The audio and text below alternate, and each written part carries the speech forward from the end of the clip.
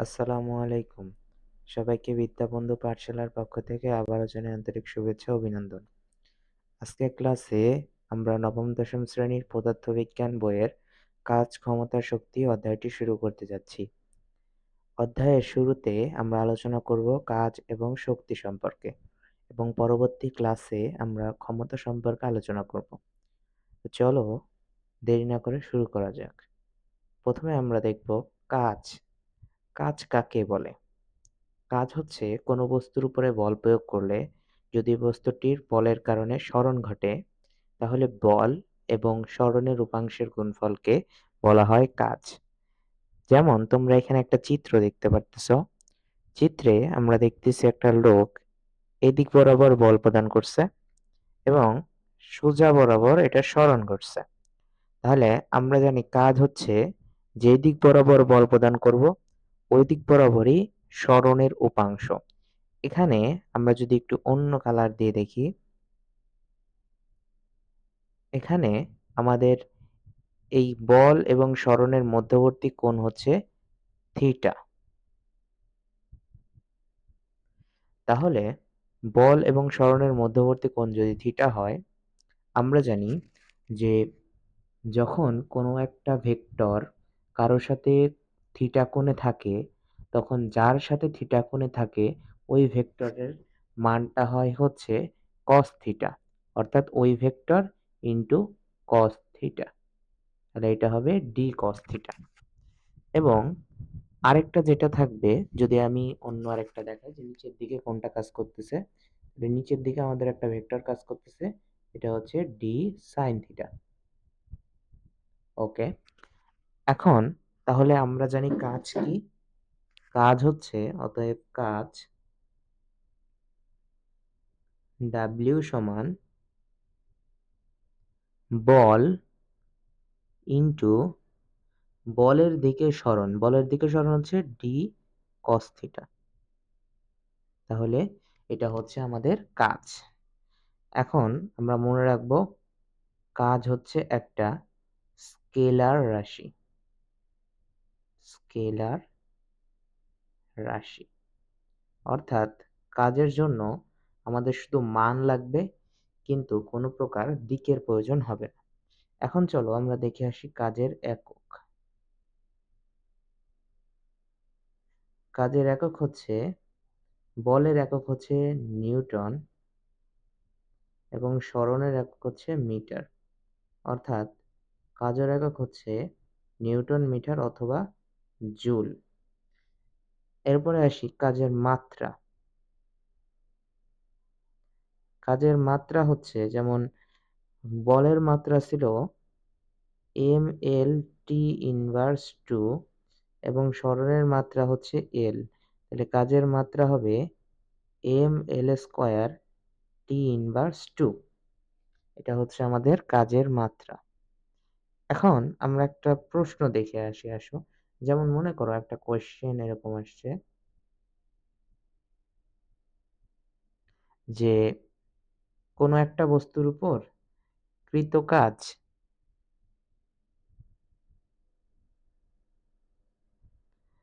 30 joule বলতে কি বুঝো?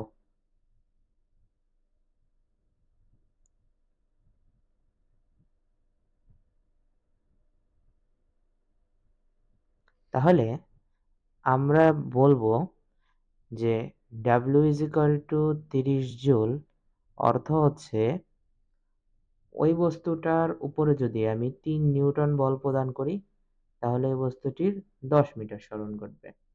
is equal to 30, এটা একটা অ্যান্সার হইতে পারে। অথবা ওই বস্তুর উপরে আমি যদি 30 নিউটন বল প্রদান করি, তাহলে 1 মিটার সরণ ঘটবে। এটা একটা অ্যান্সার হইতে পারে। এবং এটাও আরেকটা অ্যান্সার হইতে পারে যে ওই বস্তুটির উপরে যদি আমি ধরো 15 নিউটন বল প্রদান করি, তাহলে ওই বস্তুটির 2 মিটার সরণ ঘটবে। এরকম মাল্টিফেরিয়াস অ্যান্সার হতে পারে। প্রথমটা মনে রাখবা বল এবং পরেরটা হচ্ছে সরণ। তো এরকম মাঝে মধ্যে তোমাদের অনুধাবনমূলক প্রশ্ন এসে থাকে। তো এইভাবে ওগুলোর আমরা অ্যান্সার করতে পারবো। চলো পরবর্তী আমরা স্লাইডে চলে যাই। পরবর্তী স্লাইডে আমরা দেখতে পাচ্ছি যে কাজের প্রকারভেদ সম্পর্কে আলোচনা করা হয়েছে। আমরা জানি কাজ হচ্ছে ৩ প্রকার। কি, কি? প্রথমত ধনাত্মক কাজ।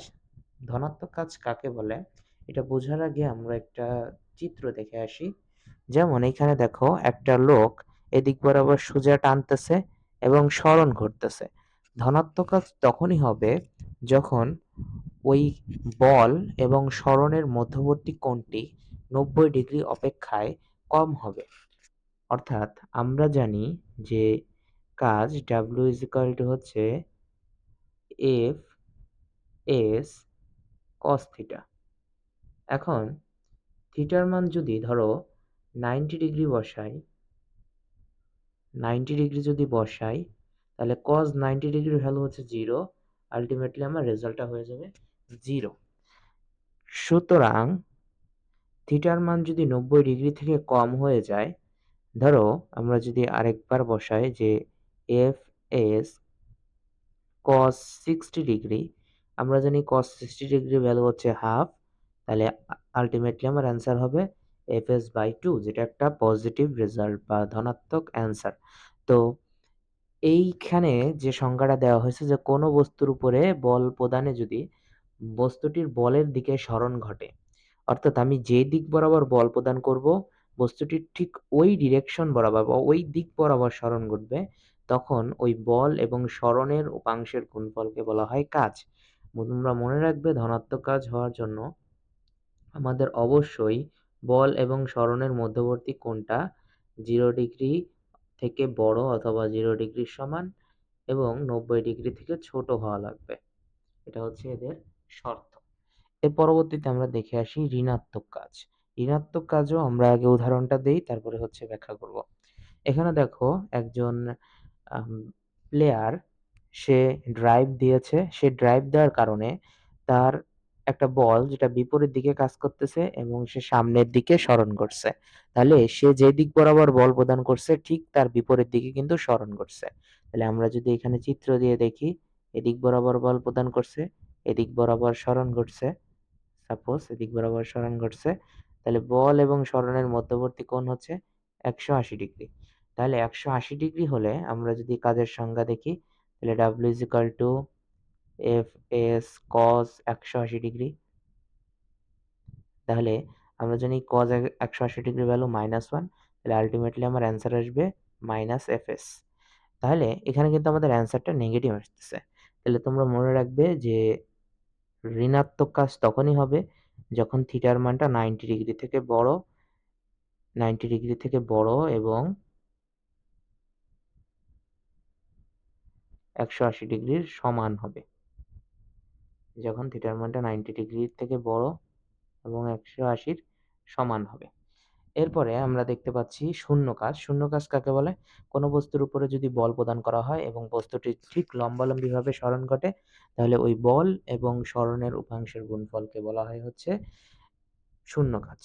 এখন এই ক্ষেত্রে আমরা দেখতে পাচ্ছি যে পৃথিবীর চারপাশে স্যাটেলাইট ঘুরতেছে। এই যে স্যাটেলাইট। এখন বল যেদিকে প্রদান করতেছে, বেগ কিন্তু ঠিক তার বিপরীত মানে তার সাথে লম্বালম্বিভাবে ঘুরতেছে। অর্থাৎ আমরা এখানে বলতে পারি যে বল এবং আমাদের যে সরণ, এটার মধ্যবর্তী কোণ হচ্ছে 90 ডিগ্রি। তাহলে তোমরা জানো যে W হচ্ছে FS cos theta cos 90 degree. তাহলে এখানে আমাদের আল্টিমেটলি অ্যান্সারটা আসবে 0। তো এভাবে আমরা বুঝতে পারতেছি যে আমাদের কাজটা শূন্য হবে। তোমরা মনে রাখবে যে পৃথিবী সূর্যের চারপাশে যে ঘুরে, এই ক্ষেত্রেও কিন্তু আমাদের কৃত কাজটা 0 হয়। ফিজিক্সের ভাষায় কৃত কাজটা 0 হয়। ওকে। তাহলে আমরা কাজ সম্পর্কে জানলাম, এখন আমরা শক্তি সম্পর্কে জানবো। তো তোমরা দেখতে পাচ্ছ যে শক্তির সংজ্ঞা দেওয়া আছে। শক্তি কাকে বলে? কোনো বস্তুর কাজ করার সামর্থ্যকে বলা হয় শক্তি এবং আমরা দৈনন্দিন জীবনে নানান ধরনের শক্তি দেখে থাকি। যেমন আমরা যখন রাত হয় তখন লাইট জ্বালাই। এখানে লাইটটা কি হচ্ছে? আমাদের বিদ্যুৎ শক্তি তাপ শক্তিতে রূপান্তর হচ্ছে। অর্থাৎ আমরা দৈনন্দিন জীবনে যে শক্তিগুলা দেখে থাকি, এখানে একটি শক্তি আরেকটি শক্তিতে কনভার্ট হচ্ছে। এবং সবথেকে সরলতম শক্তির রূপ হচ্ছে যান্ত্রিক শক্তি। যেমন তোমরা এখানে দেখতে পাচ্ছ যে একটা দোলক সে কিন্তু দুলছে এবং এই দোলার ক্ষেত্রে ২ ধরনের কাজ হচ্ছে। এক হচ্ছে সে যখন নিচ থেকে উপরের দিকে যাচ্ছে, তখন একটা কাজ হচ্ছে বা শক্তি কাজ করতেছে। আবার সে যখন উপর থেকে নিচের দিকে নামতেছে, তখন কিন্তু একটা শক্তি কাজ করতেছে। এখন যখন সে নিচ থেকে উপরের দিকে উঠতেছে তখন কাজ করতেছে বিভব শক্তি এবং যখন উপর থেকে টপাস করে নিচের দিকে পড়তেছে তখন কাজ করতেছে গতিশক্তি। এবং এই বিভব শক্তি এবং গতিশক্তির সমষ্টি হচ্ছে যান্ত্রিক শক্তি বা মেকানিক্যাল এনার্জি। এগুলো আমরা পরবর্তীতে ধারাবাহিকভাবে জানতে পারবো। তো চলো আমরা এখন প্রথমে দেখে আসি গতিশক্তি। গতিশক্তি কাকে বলে? গতিশক্তি বোঝার জন্য আমরা প্রথমে একটা চিত্র দেখতে পাচ্ছি যে একটা ছোট্ট বাচ্চা সে একটা বাইসাইকেলে করে একটা ঢাল বেয়ে উপর থেকে নিচের দিকে নামতেছে। এখন এই বাচ্চাটা যখন ঢাল বেয়ে নিচের দিকে নামতেছে তখন তার সাইকেলের বেগটা খাড়া নিচের দিক বরাবর কাজ করতেছে। এখন এই বেগের কারণেই কিন্তু সে নিচের দিকে নামতেছে। অর্থাৎ এখানে তার বেগটা শক্তিতে রূপান্তরিত হচ্ছে, যেটাই হচ্ছে আমাদের গতিশক্তি। এখন চলো আমরা গতিশক্তিটা একটু দেখে আসি, গতিশক্তি কাকে বলে? কোনো বস্তুর গতির কারণে সে যে পরিমাণ কাজ করতে পারে তাকে বলা হয় গতিশক্তি। অর্থাৎ কোনো বস্তু যখন গতিশীল অবস্থায় থাকবে তখন তার বেগের কারণে সে যে পরিমাণ কাজ করতে পারবে তাকেই বলা হয় ওই বস্তুর গতিশক্তি। গতিশক্তির সূত্র আমরা দেখে আসি। আমরা জানি গতিশক্তি বা kinetic energy EK is equal to EK is equal to FS. অর্থাৎ গতিশক্তিও কিন্তু একটা কাজ। গতিশক্তিও কিন্তু এক ধরনের কাজ। অর্থাৎ গতিশক্তি ইকে ইজ ইকুয়াল টু হচ্ছে এফএস। এখন আমরা জানি F is equal to M A এবং এস ইজ ইকুয়াল টু, এখন এস ইজ ইকুয়াল টু আমরা জানি যখন একটা বস্তুর বেগ থাকবে এবং এই বেগটা আপ ডাউন করবে অর্থাৎ একবার বাড়বে একবার কমবে, তখন ওইখানে কিন্তু ত্বরণ বা অ্যাক্সেলারেশন অথবা মন্দন কাজ করে। ত্বরণ বা অ্যাক্সেলারেশন থাকলে আমরা জানি সূত্র S is equal to u t plus half of A t square. এখন একটা বস্তু যখন স্থির অবস্থা থেকে যাত্রা শুরু করে তখন কিন্তু তার আদিবেগটা জিরো হয়ে যায়। তাহলে আলটিমেটলি আমাদের এটা জিরো হচ্ছে zero plus half of A t square. তাহলে আমরা এখানে বসাইতে পারি এস এর পরিবর্তে half of A t square. এখন ক্যালকুলেশন করলে আমরা দেখতে পাচ্ছি half of a square t square into m. এখন আমরা আরেকটা সূত্র জানি যে ভি সমান ইউ প্লাস এ টি। তাহলে আমরা এখানে বসাইতে পারি যেহেতু আদি ভেক্টর জিরো তাহলে ভি সমান আসতেছে এটি, তাহলে half of A T whole square into M. Half of A এর পরিবর্তে আমরা লিখতে পারি ভি স্কোয়ার ইন্টু এম। তাহলে আমাদের সূত্র আসতেছে half of M V square. তাহলে আমাদের শক্তি সূত্র EK is equal to half of M V square, এটা মাথায় রাখবে। এখন দেখো তাহলে আমরা এখান থেকে পাচ্ছি যে আমাদের গতিশক্তিটা বেগের সমানুপাতিক এবং বর্গের সমানুপাতিক। অর্থাৎ আমাদের বেগ যত বাড়বে আমাদের গতিশক্তির পরিমাণও তত বাড়বে। তো চলো, এটার একক কিন্তু জুল, এটা মাথায় রাখতে হবে। তো চলো আমরা এবারে ভরবেগের সাথে গতিশক্তির সম্পর্ক দেখে আসি। তো আমরা জানি EK is equal to half of M V square. তো আমরা উপরে নিচে যদি এম দ্বারা গুণ করি তাহলে এখানে হচ্ছে half of two m m square v square. এখন আমরা জানি ভরবেগ হচ্ছে ভর এবং বেগের গুণফল, তাহলে এখানে আসতেছে এম ভি হোল স্কোয়ার, নিচে হচ্ছে টু এম। তাহলে আলটিমেটলি আমাদের অ্যান্সার আসতেছে হচ্ছে পি এম ইন্টু ভি, মানে হচ্ছে ভরবেগ, এটাকে পি দ্বারা প্রকাশ করা হয় তাহলে এখানে p square by two m is equal to হচ্ছে আমাদের ইকে। তাহলে সূত্র হচ্ছে ইকে সমান p square by two m. তো চলো পরবর্তীতে আমরা দেখে আসি যে আমাদের বিভব শক্তি কাকে বলে। তো বিভব শক্তি বোঝার জন্য আমরা একই সাথে চিত্র দেখে নিব। এখানে দেখতে পাচ্ছি একটা স্প্রিং, সে নিচ থেকে উপরের দিকে যাচ্ছে। দেখো, একটা স্প্রিং সে নিচ থেকে উপরের দিকে যাচ্ছে। তো স্প্রিংটা যখন উপর থেকে নিচের দিকে নামতেছে তখন কিন্তু কাজ করতেছে বিভব শক্তি, এবং যখন নিচ থেকে উপরের দিকে যাচ্ছে তখন কাজ করতেছে গতিশক্তি। এখন তোমাদের চলো একটু বাস্তব উদাহরণ দিয়ে বিভব শক্তিটা ক্লিয়ার করে আসি। বিভব শক্তি হচ্ছে একটা বস্তু যেদিকে যাইতে চায় ঠিক যদি তার বিপরীত দিকে কাজ করায় তাহলে কাজ করবে হচ্ছে বিভব শক্তি। যেমন একটা স্প্রিং সাম্যাবস্থায় ছিল অর্থাৎ স্থির অবস্থায় ছিল, তাকে আমি টেনে নিচের দিকে নামাইছি। যেমন দেখো এখানে স্প্রিংটাকে আমি টেনে নিচের দিকে নামাইছি। তাহলে যখন স্প্রিংটাকে টেনে আমি নিচের দিকে নামাবো তখন যে শক্তিটা কাজ করবে সেটা হচ্ছে বিভব শক্তি। আর যখন স্প্রিংটা ছেড়ে দিব, তো আমি যেহেতু টেনে নিচে নামাইছি তাহলে ছেড়ে দিলে সে আগের অবস্থায় ফিরে যাবে, তখন কাজ করবে হচ্ছে গতিশক্তি। যেমন মনে করো যে একটা বলকে উপর থেকে ছেড়ে দিলে সে নিচে পড়বে, এটা হচ্ছে স্বাভাবিক ঘটনা। কিন্তু বলটাকে আমি নিচ থেকে উপরের দিকে তুললাম, তাহলে এটা কিন্তু অস্বাভাবিক ঘটনা। তাহলে যখন অস্বাভাবিক কোনো ঘটনা ঘটবে তাহলেই হচ্ছে আমরা সেটাকে বিভব শক্তি বলবো। তাহলে আশা করি তোমরা উদাহরণের মাধ্যমে যে বিষয়টা বুঝতে পেরেছো। এখন হচ্ছে আমরা চলো বিভব শক্তির সংজ্ঞাটা একটু দেখে আসি। তো বিভব শক্তি কাকে বলে? বিভব শক্তি হচ্ছে কোনো বস্তুকে সাম্যাবস্থান থেকে স্থান পরিবর্তন করলে বস্তুটি কাজ করার জন্য যে সামর্থ্য লাভ করে তাকে বলা হচ্ছে বিভব শক্তি। এখন এই বিভব শক্তি বা পোটেনশিয়াল এনার্জিটা কি দ্বারা প্রকাশ করা হয়?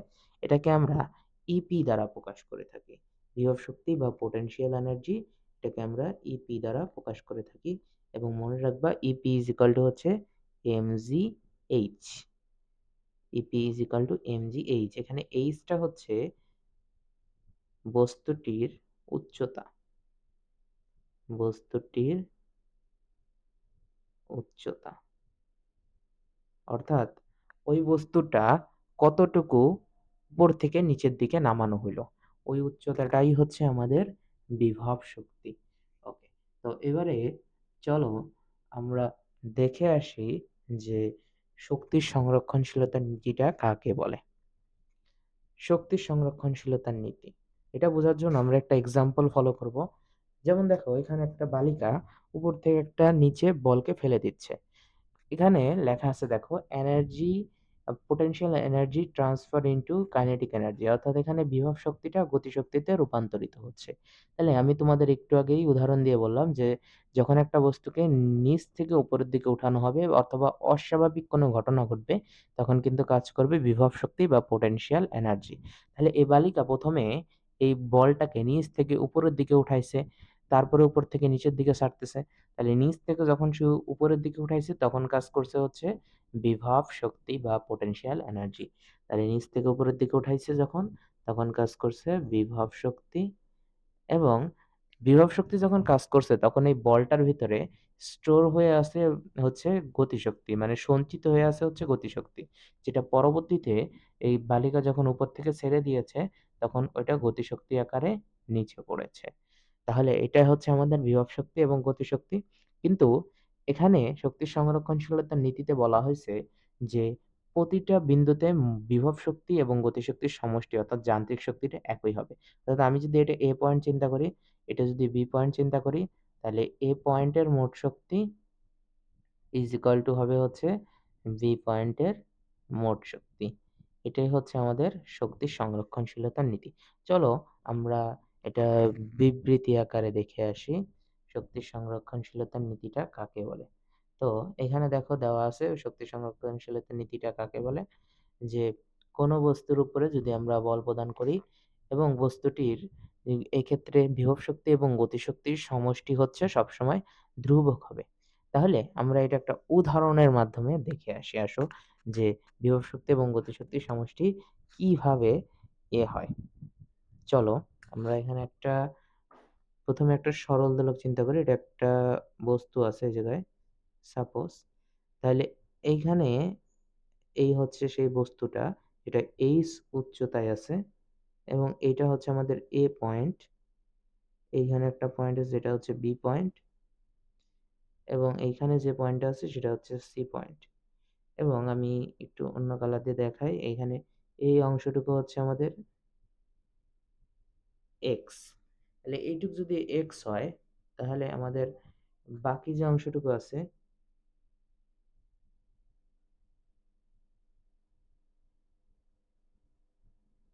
এটুকু হচ্ছে H minus x. H minus x অর্থাৎ এই অংশটুকু হচ্ছে এইচ মাইনাস এক্স। অতএব এ বিন্দুর ক্ষেত্রে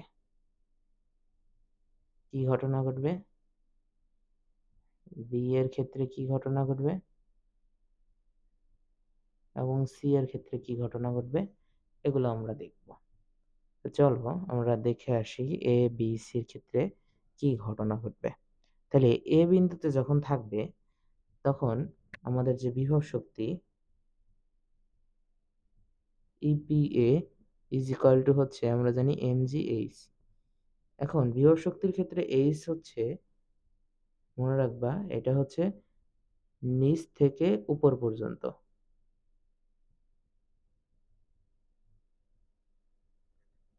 এটা হচ্ছে বিভব শক্তির ক্ষেত্রে এইচ। আর গতি শক্তির ক্ষেত্রে এইচ হচ্ছে